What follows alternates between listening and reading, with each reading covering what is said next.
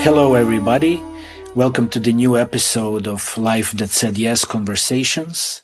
And today I am joined by Patty Townsend, a yoga teacher and a creator of Embody Yoga. And actually, I couldn't find anywhere on the internet like a short bio of yours, to sum it up in a couple of sentences.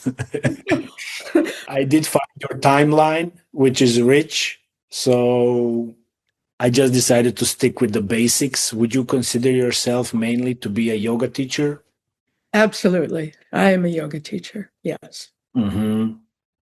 And of course, as you know, I am a yoga teacher who has dedicated the last 25 years to bringing the work of Bonnie Bainbridge Cohen, our mutual teacher, into yoga. Mm-hmm. And I mean, that pretty much sums it up. That's what I've been doing. And of course, I'm a yoga teacher now for, 45 years. Mm-hmm. So, it's been my life's work. It's not something you say you're a yoga teacher now, and someone's like, so am I. Yeah, what does it mean? It's like, okay, good. How did that happen? Exactly. Right? It's like, wow. Yeah. And it's a wonderful thing. It really is a wonderful thing. But I do think that lineage and time are extremely important in yoga.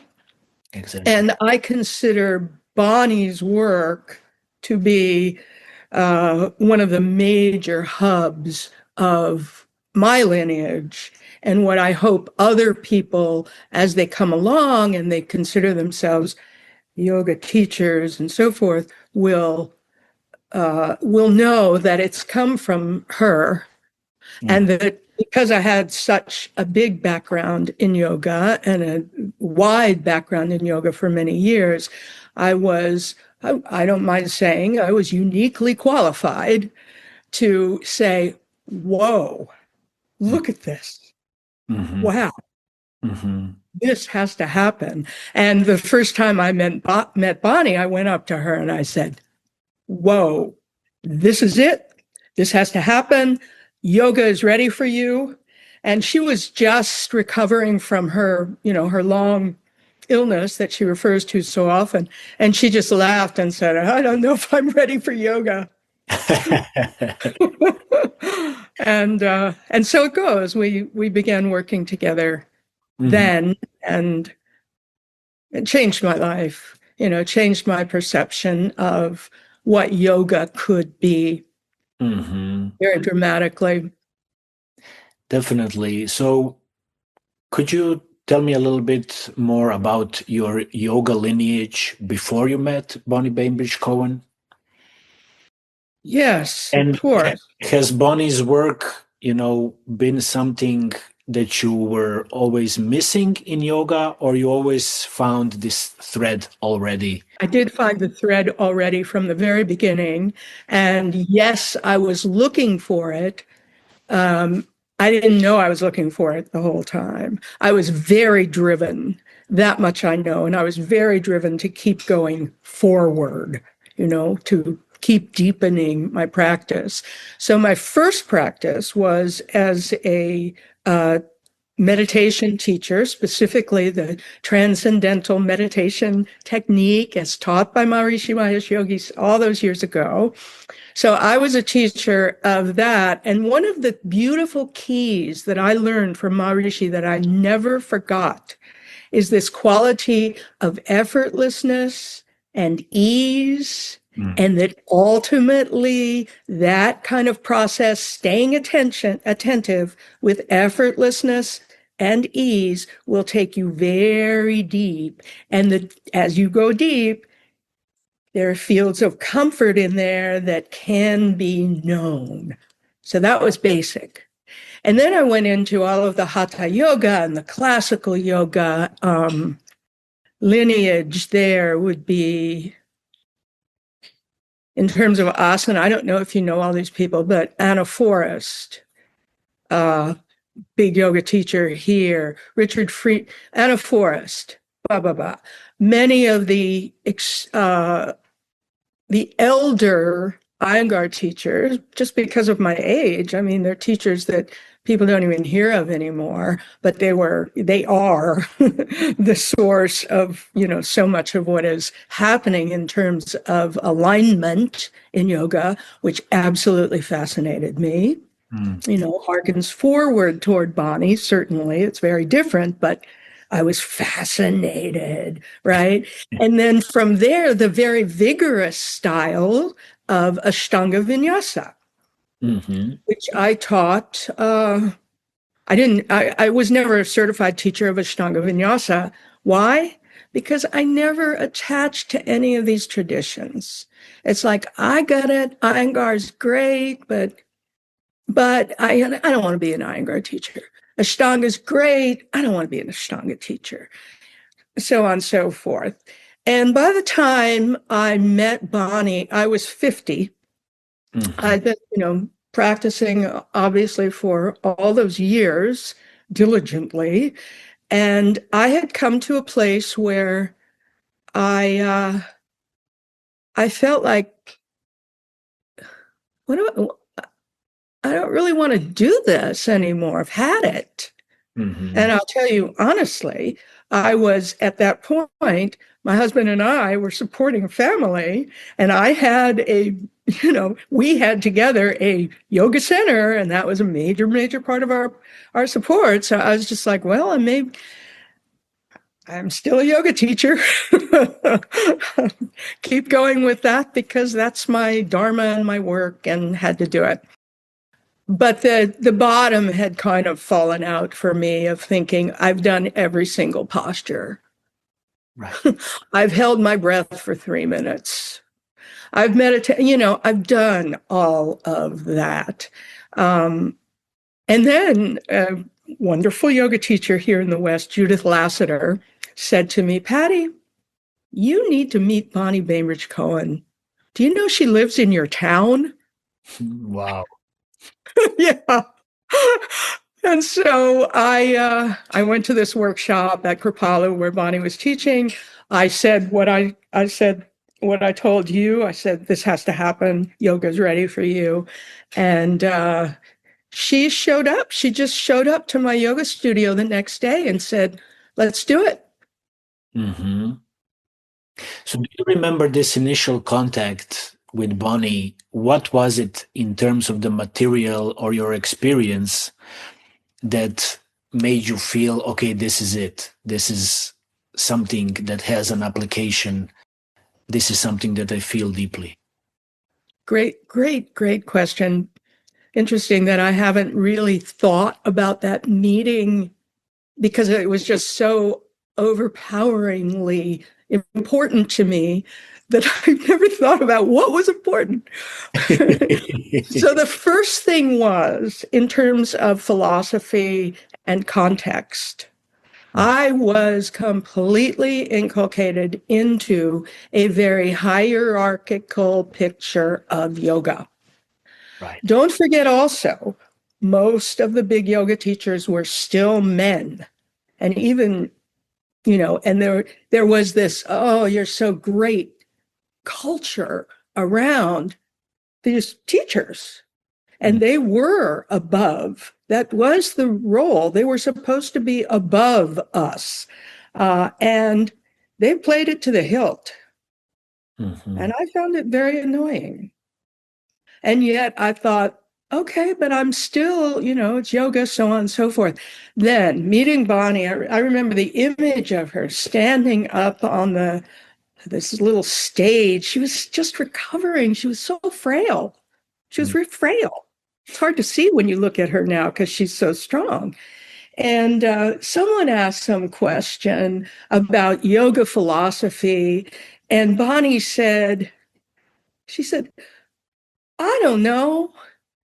I'm a Western woman.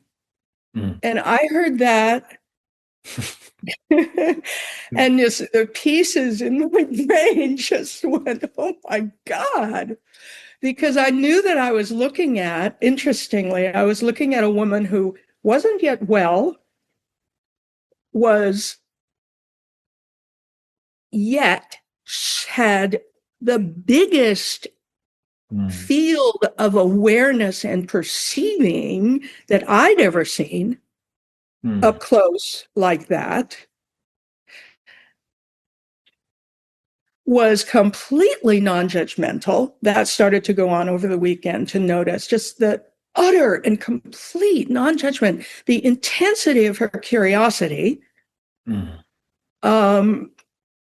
the respect with which she treated all of us. You know, there were 100 or so of us. Then, in addition to that, the wonderful teachers that she brought in, some of these, you know, Lisa Clark, you know, Lisa, of course.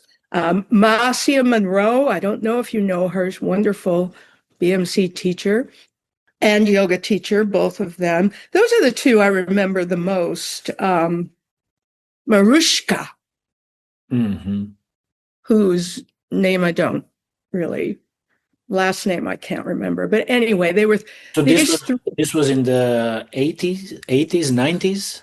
This was in the year 2000. Exactly. Okay. Yeah. 2000.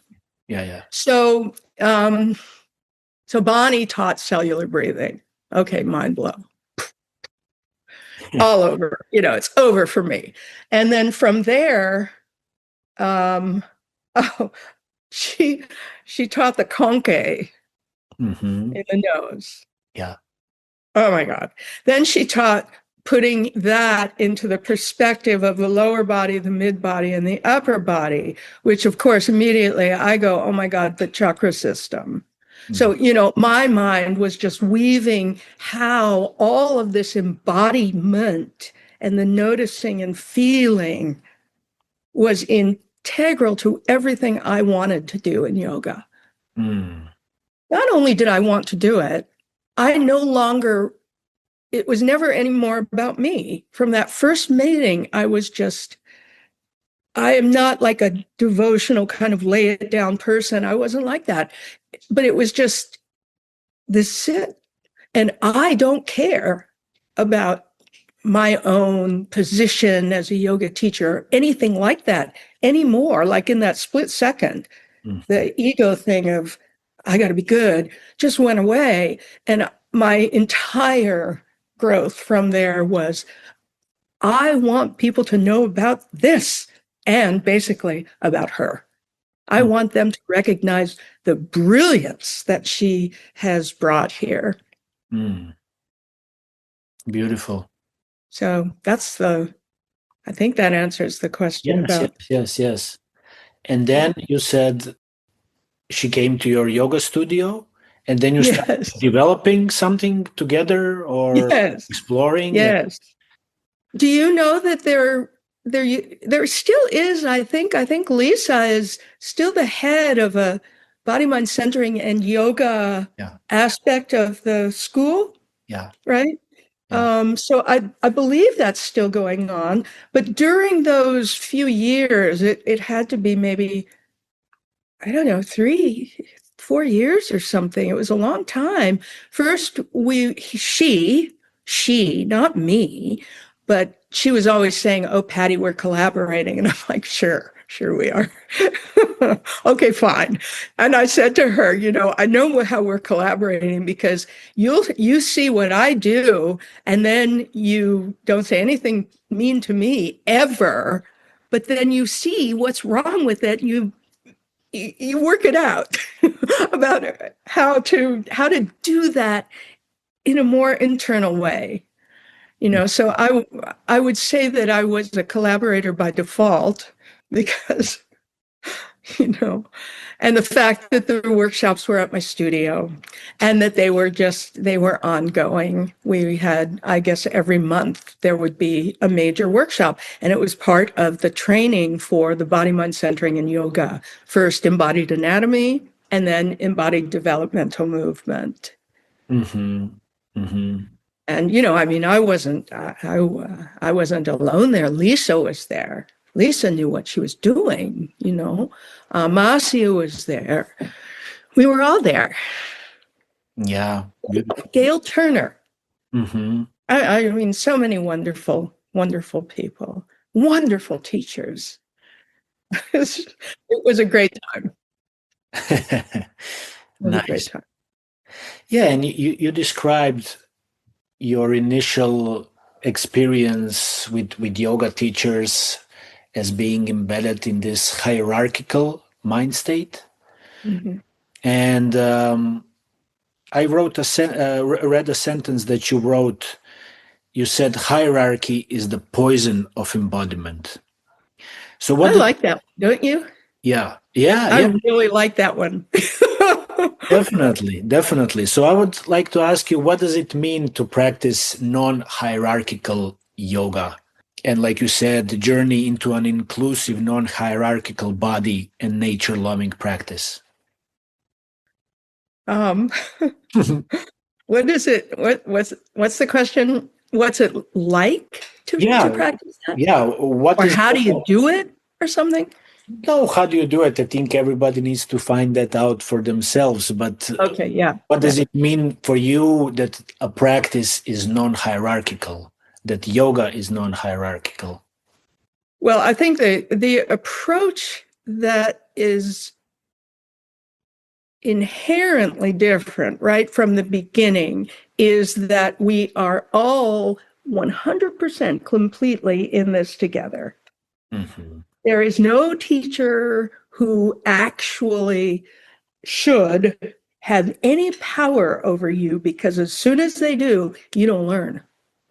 Right. That was one of the hugest things I learned from Bonnie was, she helped to get that out of my mind. She would say, Patty, it's you. No, we're friends, all of this kind of thing, when I would want to be like, oh, you're the great teacher. And she is. And she is, and it's not a hierarchical experience. Now, how is that so? It's the concept, for one thing, of how she holds a class in a circle, Mm-hmm. right? Not in there's a person at the front or even on a podium. It's a circle. That was very, very moving to me initially. And then we used the circle, as I'm sure maybe you've done this too, as the cell. Mm-hmm.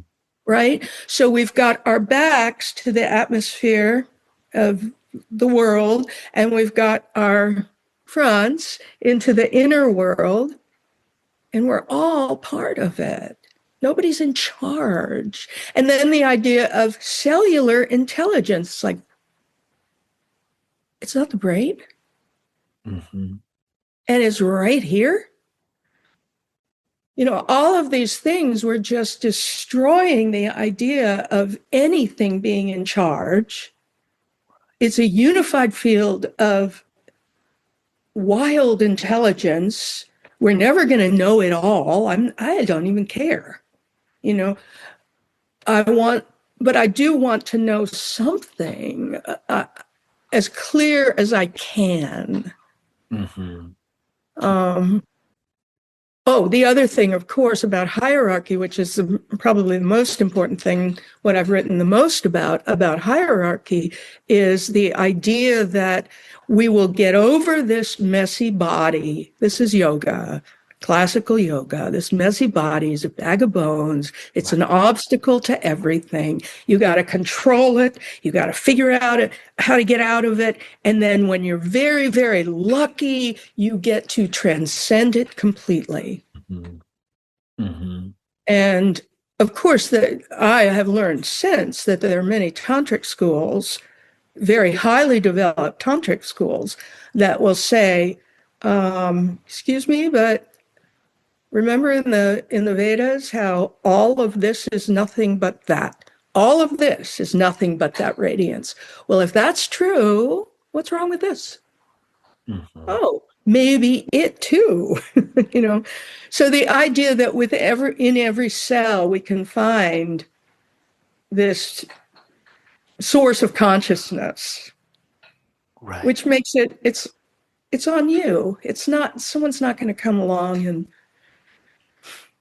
tap you on the head with a feather Exactly. and you're going to be enlightened. I know many people who've said, yes, it changed my life. I was tapped on a feather with a feather. Fine. It doesn't work for me. Right. And I think many people are still operating in that system. I think they are too. Looking and wanting for a central figure and kind of placing that figure above themselves. Yep. So I feel we are in this whole process of deconstruction of all that. Absolutely. Which in my opinion is this basic reclaiming of our own power. If I'm that, I am that, but then you are also that. And we are that together. Mm-hmm. Absolutely. It's a huge shift. Yeah. It's a complete turnaround. Yeah. And my friend Abigail, who you recently did she and I are always talking. I talk in terms of the feminine and the masculine in yoga. Mm-hmm. And Abigail keeps telling me, Patty, you're going to get in trouble because the feminine now is related to our MAGA women here in the United States. They're the ultra feminine. Of course, that's not what I mean. So maybe it's moon and sun, something like that. But the matriarchal aspects, I mean, even that you can get in trouble. Anyway, I'm talking about the larger view. It has been a patriarchal world. Right. It still is a patriarchal world. And in my mind, Bonnie was the first person I ever saw who said, no, it's not. Not if you look at it this way. Mm-hmm. Not if you can accept human form. Bonnie's never been trying to get out of humanity. Right. She took my 200-hour teacher training program, believe it or not. She took it and she just sat and wrote her notes. And, I'm thinking, as I always did, well, she's writing down what we have wrong, But she came up to me after one of the classes where I was talking about samskaras. Samskaras are the traditional habitual patterns that keep us locked in somewhere in our mind, right? And I was all about, we got to clear up these samskaras. The way to clarify your consciousness is you get rid of all these samskaras, right? And she came up, this was the only time she ever did this. She said, I just don't agree with it. And I tried to explain, well, it's because, and you're going to clear your mind and then you'll see more and all of that. I just don't agree with it. Mm. And then she said, the killer, she said, I love my samskaras. And I was just like, okay. And it took me a long time to sort through that in my mind. I wasn't just going to follow Bonnie for the sake of I wanted to know, and I got it. Right.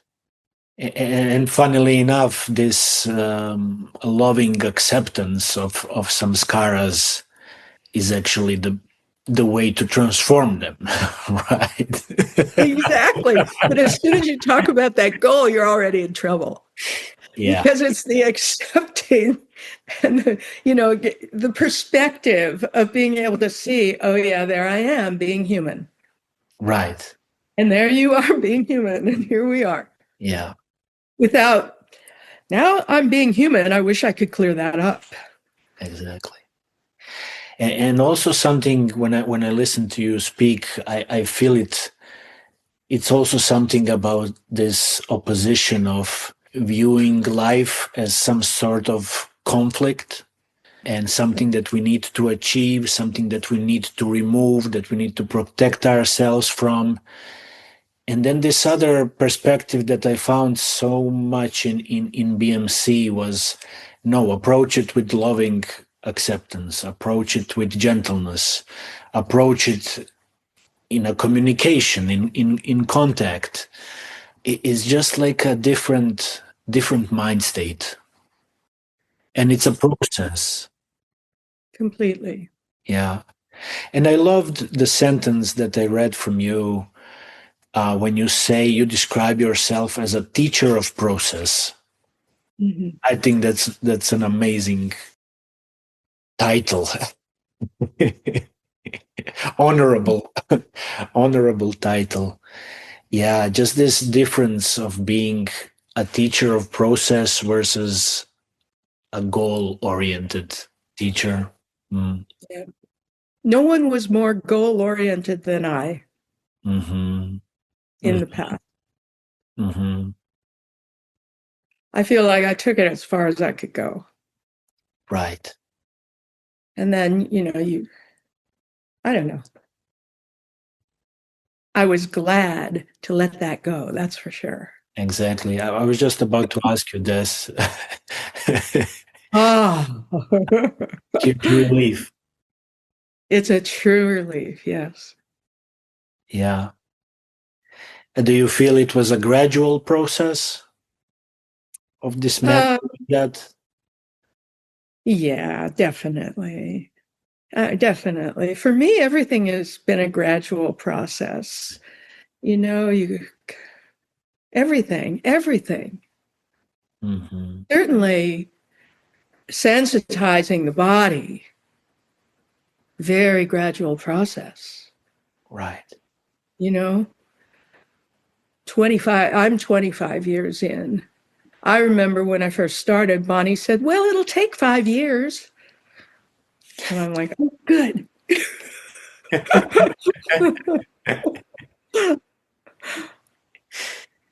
Yeah. Yeah. I feel that's the quality we really need, is this slowing down and understanding that things are just unfolding over time, Yeah. and that it takes a certain level of focus and dedication to something,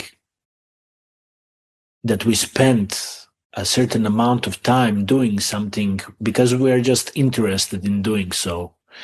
Exactly. And I Exactly. love when Bonnie is, from all her online series, I feel the most important advice that she often asks people is, how interested are you? Yes. Are you willing to spend time with this? Right. Because there is no other way for this work or system, or however you want to call it, to give any kind of fruit unless we spend time with it on our own. I think it's good to be in an online class or in a group and go through courses. It's like big experiences of intensified experiences. Yeah. But I feel we need to allow it to permeate ourselves when we are in our own practice, when we are in our own space and time, to see what it really is. Yeah. Absolutely. And I'm surprised that as many people are as interested as they are, because it does take so much attention. Right. I feel one of the great gifts that I have had in my own process is that ever since I started with Bonnie, I've been teaching it like daily. Mm. And I realize how good that was, because um, to me, BMC was difficult to practice without a form Mm-hmm.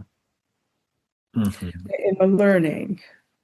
Now it's different. Whatever organs, whatever.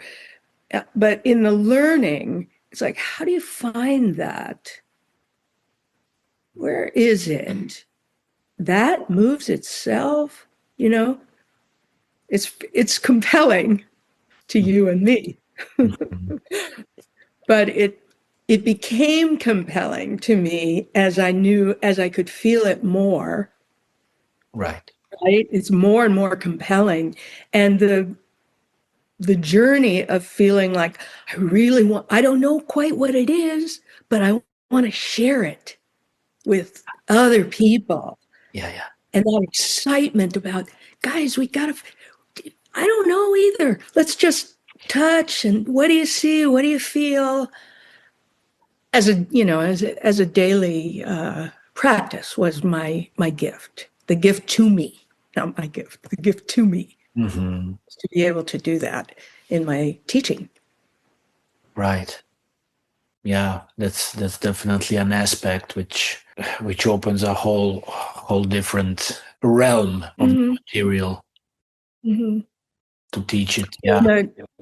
In Iyengar yoga, they would always say, don't teach what you don't know, Hmm. right? So you're required to learn what it is before you go in the classroom. And this was the exact opposite.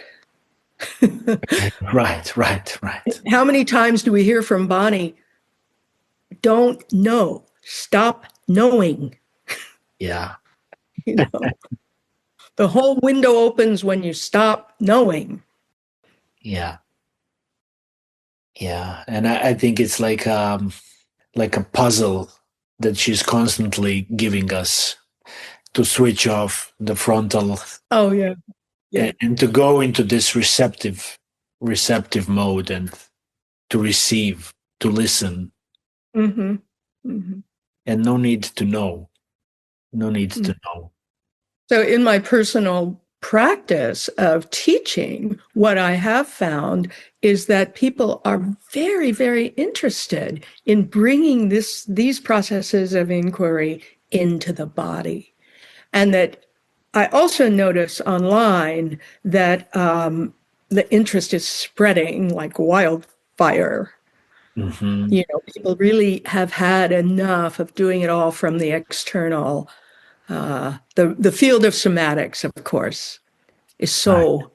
so busy right now with inquiry. And I feel that when the field of somatics gets put into the context, the perspective of philosophy, that it really holds the power of transformation. Hmm. Can you elaborate a little bit on that? Mm-hmm. Combining philosophy and Yeah, somatics, or philosophy that emerges from embodiment? both, obviously. So I'm talking, yes, absolutely both, because that's the way it's going to work, right? One's going to, expand from the other. But in my experience in watching online, watching the growth of somatics, what I see is that it is all about the feeling, Mhm. all about the feeling, which is great.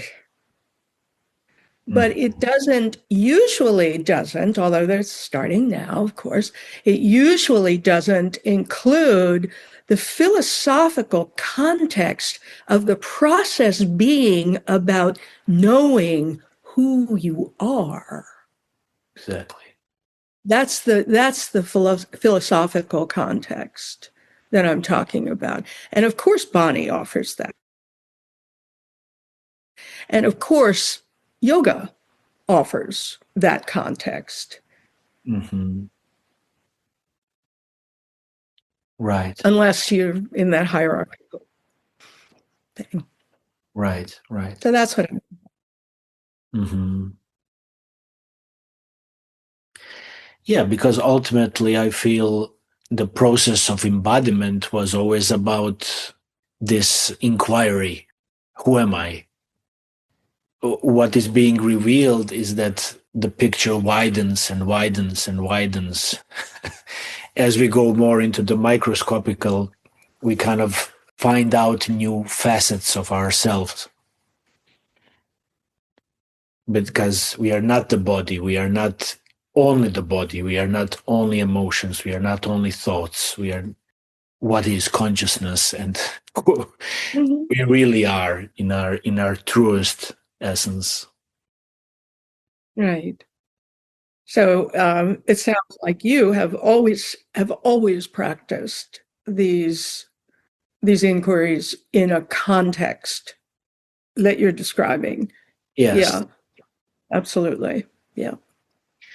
Do you have a yoga background or a philosophical background that you brought to body mind centering? Well, I would say that initially my journey started with this process of self-inquiry, and through some shamanic practices, I had really, really strong embodiment experiences. Mm-hmm. And then in my search to find that outside of the, let's say, ceremonial context, Mm-hmm. I found yoga. Mm-hmm. And yoga kind of reminded me of these movements that were emerging from my body spontaneously. But then when I actually started practicing it, I didn't feel this connection. It was more, let's say, mechanical, me manipulating my body into certain positions or asanas. But what I was lacking was, I would say, devotion, feeling of movement arising from within. Mm-hmm. Mm-hmm. And then I actually found a yoga teacher. I remember I was walking through the park and I saw him and he was practicing, and he was just describing his hands being a connection of the heart, Mm-hmm. continuation of the heart, and how the hands need to be soft. And I said, this is it. This is what I'm looking for. Yeah. And it turns out he was from a tradition of this heart of yoga lineage from Mark Whitwell, Oh, Deshikachar, yeah, yeah, yeah. Of course. Yeah. Mark Whitwell, Deshikachar, Krishnamacharya. Yes, yes, yes. So this whole tradition was always about this individualistic approach and Yeah. adapting to the individual, respecting the individual, finding your own yoga. Yeah. So this was my background, and then when I found BMC, it just clicked, because it also, in the embryological studies, I actually found the shamanic part again. So, Yeah, yeah, yeah, yeah. Absolutely. Wow. everything is, it's just like a mesh. Everything is Yeah. coming together. But Yeah. there is something about this common thread of this approach. There is something. um, I don't know, divine feminine about it. I'm not scared Yes. to use this word. And also, like you said, tantric, Yes. something about being in deep contact with life. Yes. Yeah. That's so great. I have to tell you a fun story about Bonnie and Krishnamacharya. Okay. So there's a book, I don't have it anymore, where the cover is Krishnamacharya coming forward into he's obviously on his way down into Uttanasana, and he's like this, from the hips going down. He's got this great smile. I mean, it's just like so much. And I showed her the book, and she like looked for I don't know, way under a minute, you know. And she told me later, oh yes, I got a direct transmission from Krishnamacharya with that picture. That's it. Right? Done deal. She saw everything. And I mean, I can see it in that picture. I know what she's saying. She totally got it. Yeah. Yeah. Yeah. Yeah. And it just goes to show how we imbue even objects and photographs with consciousness. And if someone is attuned, we can look at somebody and get a download. Yes, yes. And Yeah. it was Krishnamacharya also as an elder Krishnamacharya, not one of the young pictures, and all bedecked with his paint and his robe, Anyway, I think about that often because she doesn't deviate from Krishnamacharya. She's not Krishnamacharya, but Yeah. he definitely would approve. Yeah. Yeah. Wonderful. Yeah. So you mentioned Abigail Rose Clark. So she was the guest in the previous episode, and I just loved how she spoke of you as her teacher and her somatic mother, and Bonnie as her somatic grandma. Just like I told her in the episode, I appreciate because I see that she's offering something very authentic without limiting herself to any specific, community or a name. Which is exactly the message. Exactly. Exactly. But my question for you is, what is your opinion on this teacher-student relationship? Do you think it's important for a teacher to offer guidance to a student, to offer advice, to offer encouragement, to be somehow in tune with the development process of their students? I mean, even outside of the classes. Yeah. Yeah, Abigail is a really good example of that with me. And it's just such a joy. I met Abigail, she was very young. And when she was in my teacher training, I saw it. And I remember saying to myself, I hope I get to see who she turns out to be. Mm. And didn't think much more of it, but she stuck around, and she stuck around and showed her own brilliance always very early, even though she was young, and would fight with me about, I'd ask her to do something and she'd rather sit there she was working in my office with me. She'd rather sit there with me and argue all the reasons that it doesn't make sense for her to do that right now than just get up and do it. And I tease her about this very often. And then in terms of advice, first of all, I always remember one of my teaching partners telling me that advice that is not asked for, requested, is always going to be felt as criticism. Mm-hmm. Mm-hmm. It's different if someone asks you, what do you think? What do you think, Patty? I wouldn't say that as Abigail was going through the ups and downs of her life or any other student of mine, I was never full of advice. But if asked, I would say what I think. The respect is mutual. Without the mutuality of respect, it would be ridiculous to me, to think that Abigail should respect me more than I respect her. Right. But she also, it's like a child and a parent. It's a love, it's love. And that is what nurtures. And Abigail is brilliant. So I didn't have to do anything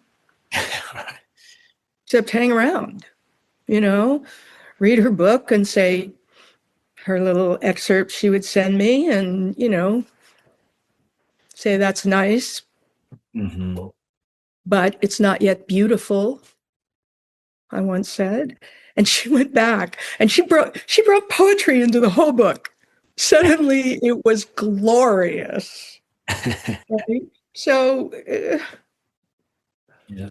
to me, that's teaching. Mm-hmm. In terms of postures, yoga postures, I couldn't care less. She Right. hurt her shoulder. I wanted to help her with that. That was, we did all that, but it's more just being with the person and that mutuality of respect. If there's not the mutuality, you just forget about it. I just forget about it. Yeah. It has to be both ways. I don't want someone fawning over me. Mm-hmm. And I'm very clear about that. I don't make any pretense about being anything other than one of the bozos on the bus, right? Been on the bus a little longer, but still just a bozo on the bus. Right? Not even driving. I'm just riding along like everyone else. So that's kind of, for me, that's the Bonnie exemplifies the image of a teacher to me. And Bonnie has been that way with me. Mm-hmm. And that's why Abigail says that she's Bonnie's grandbaby. Right. Because Bonnie insisted with me that we, mutuality. And that was such an important process in learning that now I see it's the more matriarchal feminine aspect of we're in this together. And that's the way I teach. Mm-hmm. Yeah. Mm-hmm. And you, how do you teach? The same way I was taught by my teachers. Yeah, exactly. No, for me, it's also this element of horizontality has to be present. It has to be this feeling for me that we are together in an exploration and play. Yes. Yeah, just releasing this pressure that I need to know something. It's just like inviting people for a dive, for a ride. Yeah. Yeah. Yeah, but it's always this feeling of we are on equal levels. Right. We are on equal levels and sharing experiences. And maybe I have some experiences in my life that can be useful for you at this very particular moment in your life. Exactly. Exactly. The element of curiosity too, because if we develop a relationship with a student, the student has to have the curiosity to continue to follow up. Exactly. The curiosity that is directed toward whatever it is we're offering, keep showing up. Yeah, yeah. And a lot of gratitude for people who show up, for people And the who, recognition of lineage, yeah, Bonnie, or Krishnacharya. right. Sometimes I see it like some sort of fluid streaming through space, and then it just goes through all these people. Yes. Yeah, that's great. It's the one unnamed fluid Uh-huh. I love that. message that wants to deliver itself in some way. I feel that it wants to be embodied here on this planet as yeah, even as a cure, Mm-hmm. or just tipping the scales into balance. Mm-hmm. Yeah. And this curiosity, I think it's so important. My question is, and I hear people have this question sometimes, how do I keep my practice fresh? Mm-hmm. How do I, reinvent it every day, that it's new, that it's fresh, that it has a meaning, that it has aliveness? And I think BMC can help us with that very much, because this whole material it's always new. It's always being reborn in the moment. Mm-hmm. We cannot know our digestive tract and then say, oh, I did that. Oh, yeah. I used to love that one. Oh, I already did the organs. I don't need to do that workshop. Yeah, it's always funny. Like, yeah. Because there is something I feel with coming back to the same. Yeah. Because new depth is being found. Yeah, in yoga, it's a larger bit of the process of dharana. You keep collecting your attention to go back to the object at hand. You do it again. You do it again. Right. Until it's so compelling and that's dhyana, that's meditation. Pay attention until suddenly it's like, oh, that is really compelling. On the way to, noticing the sameness, the unity Right. that all of us seem to be craving to Right. know. Right. Mm-hmm. To uncover. To uncover, yes. Mm-hmm. So, what is present in your own practice at the moment? What interests you the most in your work practice? What is the part of the material that gives you the most juice and excitement? Well, most lately, it has been to differentiate what is the mitochondria and what is the mitochondria in the cell, and then what's it doing that? It's going out. It's doing this thing like I think it's the mycelium of the earth, the communication. I'm feeling that this is happening and that it's the mitochondria.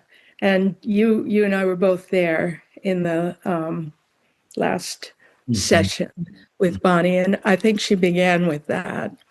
And So mitochondria traveling. yes, mitochondria, not just in the cell, but out of the cell, leaving the cell. What is it doing? Uh-huh.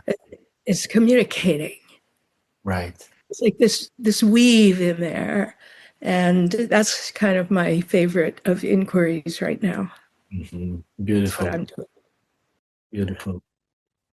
And this image of mycelium, I feel it a lot in my embodiment.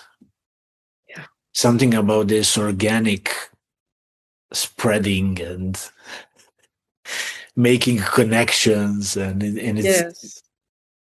in the nervous system, in the circulatory. It's always like this life, which is connections which are alive. Yes. You know what I'm looking for, and maybe you and I can think about this together over time. I don't like saying it, I'm having trouble with saying nervous system and fluid system as kind of separate. Like in yoga, I teach pranayama and then I'll say, well, it does this to your nervous system, right? It's like, wait a minute. I know it's not just the nervous system, Mm. and I know it's fascia and I know it's fluid. I just want some way to say, and it's not body mind, because as soon as anyone hears body mind, they think they know what you're talking about. So it can't be that, Right. right? It's a system. It's a system. What is it called?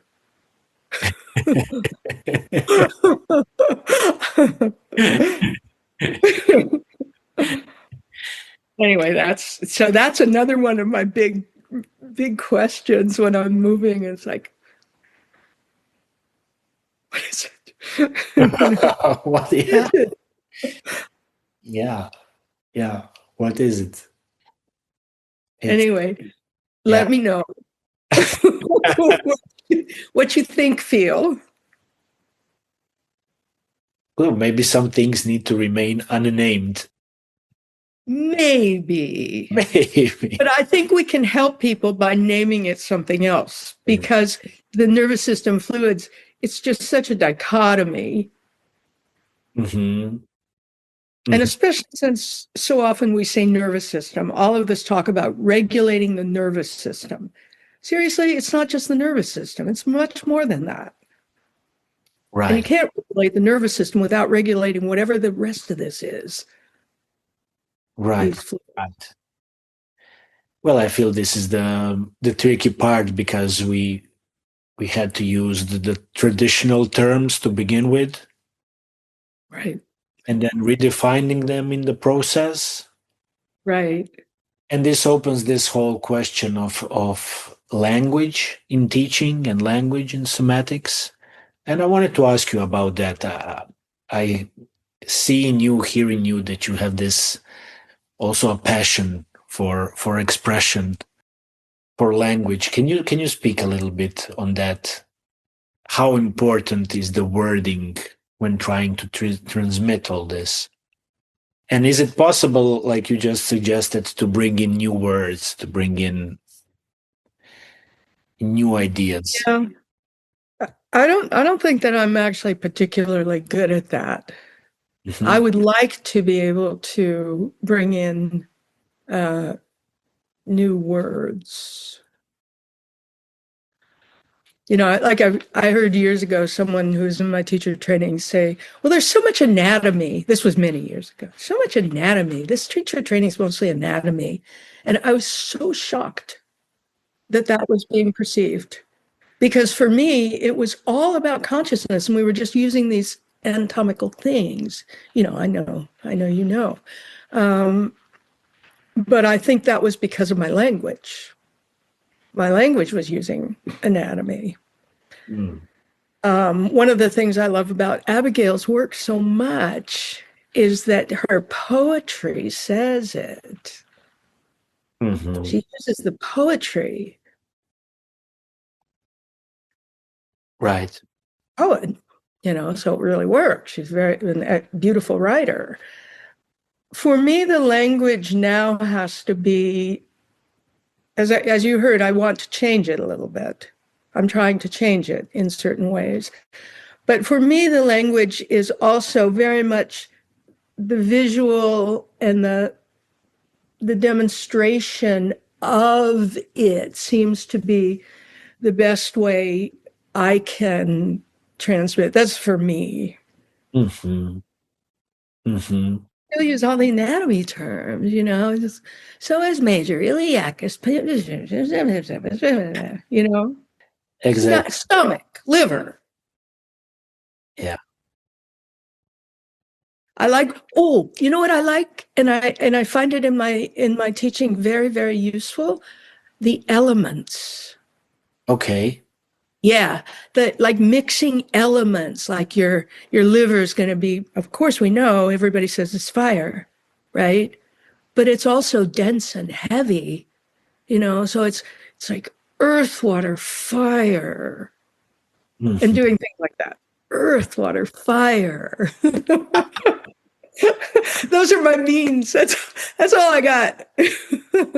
I mean, that's the whole essence of it. I feel how to imbue, because words in themselves, they can be completely empty. Yeah. But then how to really speak them from a system, because there is spirit behind it, there is consciousness behind it, there is movement behind it, there is an emotion behind it. And sometimes this can only be transmitted through hand gestures and or certain sounds. I had a workshop last weekend, and one of the participants told me, like, the best thing for me was you sounding while you were guiding us. And Uh-huh. I didn't even do it consciously, just like some sounds were coming out. Hmm. But these sounds, which have no meaning in themselves, they guided that person into that space. Yeah. There was vibration behind it. Yeah. And this is maybe the most powerful part of BMC for me, is like this vibrational foundation, that everything is a vibration, and then it's building into a form. That's yoga. I mean, that's yoga too. Exactly. Same thing. Exactly. I have one more question for you. Yeah, I'm just impressed by the part of your work is that you're doing a lot of your work online. Yeah. So my question is, it seems like you fully embraced this digital world. And Yes. often people in the somatic field, they say, oh, no, no, no, online, not computers, blah, blah, blah. But I feel it's just a different kind of space. And that we can be on different parts of the world and be together in a shared space. And for me, there is not much different from being in the same room together. Me too. I like it. Yeah. I Yeah. actually like it. Yeah. I like to be in person, but I wouldn't want to be in person. I wouldn't want to be having to take responsibility for getting all of the stuff I want to give in person. You know, I taught for years at the little yoga center, not so little, but in Amherst, Massachusetts, for 25 years, right? Mhm. And it was great. It was wonderful. But I don't know. I guess a couple hundred people were around, in and out, Yeah. right? And now I feel I have this opportunity to share through writing and videos and who knows what else, share much, much more of the fruits of the work and what I always wanted, which was to get this embodiment work really infused into yoga. Mhm. And 25 people at a time, you can't really do that. But Substack, there are 1,000 people and more reading Right. an article about a tantric perspective on the 8 limbs, Mhm. that Mhm. kind of thing. Plus, I have a film background, so for me, getting online was just like, okay, fine, Okay. okay, fine. Yeah, yeah, yeah, yeah, yeah. How about you? It sounds like you would be very open to offering your work in this arena. Of course. Yeah. Of course. And I enjoy it very much. Like doing the study groups for Bonnie, and Yeah. I have a one online group every Sunday. We meet a small, beautiful group, Mm-hmm. but I just enjoy it so much. Mm-hmm. Mm-hmm. Enjoy the format. I think it offers a lot of possibilities, both for myself as offering something, and for the recipient. From Yes, they the can come comfort from of anywhere. their own home, and Yeah. I think it's just a wonderful addition comparing to the idea that years ago we had to travel, to find teachings. And I did travel all over the world to find the things that interest me, but now having the ability to have it here and now in my home, I think is just a wonderful resource for everybody. Mm-hmm.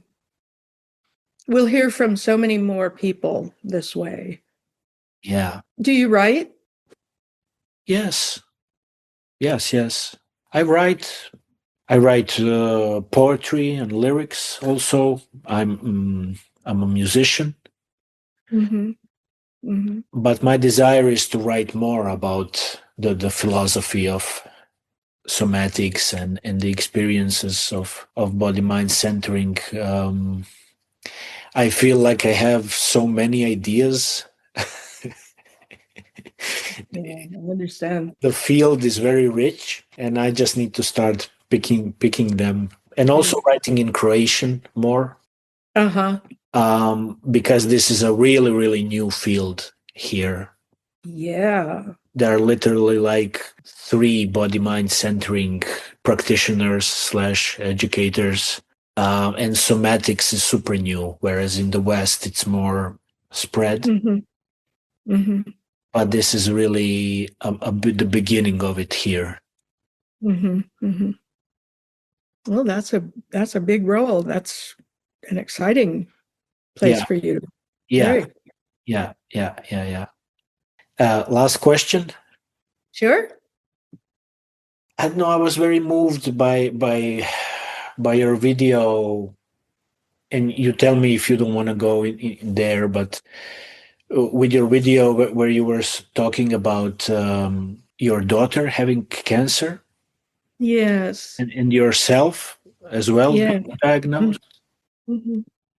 and I don't know. My question is, having such rich experience of all these practices and somatics and touching the essence of it, what would you say is the most empowering element of these practices that can just guide us through these challenges of life that we encounter, whether they're at the physical level, diseases, illnesses, or it doesn't even have to be that, just like life is difficult by itself sometimes. How do you find resources in it to guide you through a challenging period? Hmm.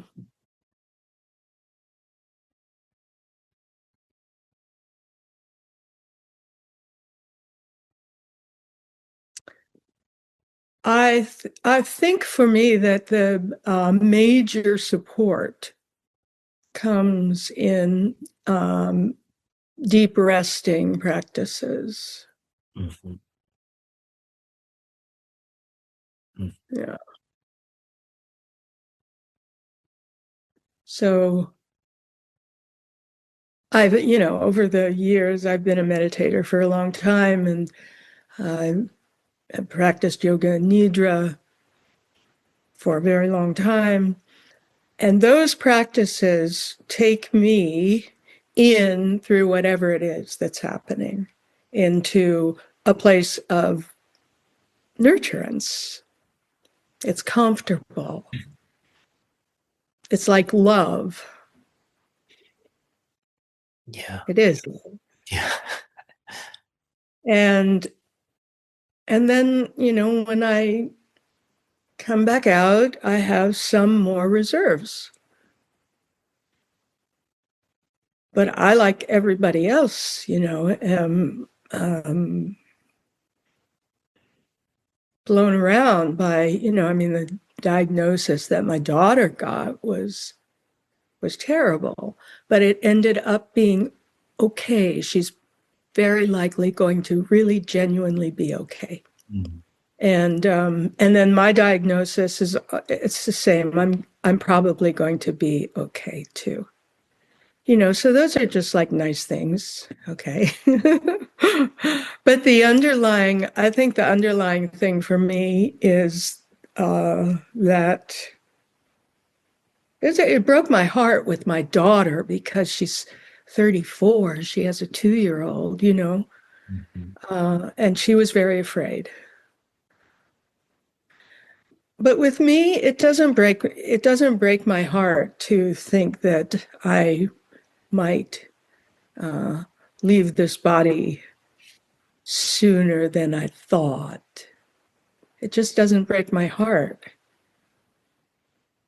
Right. Mm-hmm. I have not been afraid of death since I was very, very young. Mm-hmm. Death of the body. Right. Can do without it. I can, I live in the same place everybody else does with like, oh, Jesus Christ, not again. And oh, God, please. And then the argument and the whatever. That's where I live, just like everybody else. Only thing is, I never forget where that comes from. So the idea of losing all of that is this is not such a big deal. I don't need to be the Patty person. I could just be that place that Yeah. I go to for nurturance Right. to get through all of this. Right. Yeah. Because it's the same place, basically. Yeah. Yeah. Yeah. Yeah. And that's so beautiful because we can access that place to give ourselves love and rest and regeneration and give ourselves life. But at the same time, what happens when we embrace all this, it's also like we are exercising dying at the same time, exercising letting go and just being in tune with these very natural and organic processes of transformation, constant transformation.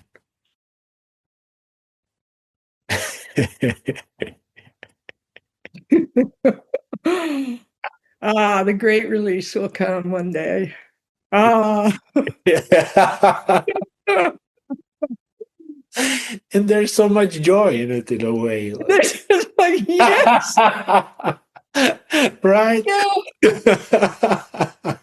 I'm sorry. I'm not sorry. That's how I actually feel. Yeah. I know you know. The unburdening. My children don't like to hear that very much, but they'll get over it. They'll come to it. They'll come. Yeah. Thank you, Patty. This was a beautiful conversation.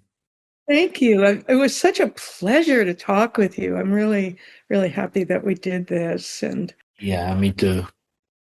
I look forward to seeing you in our meetings about being discussion leaders or whatever we are.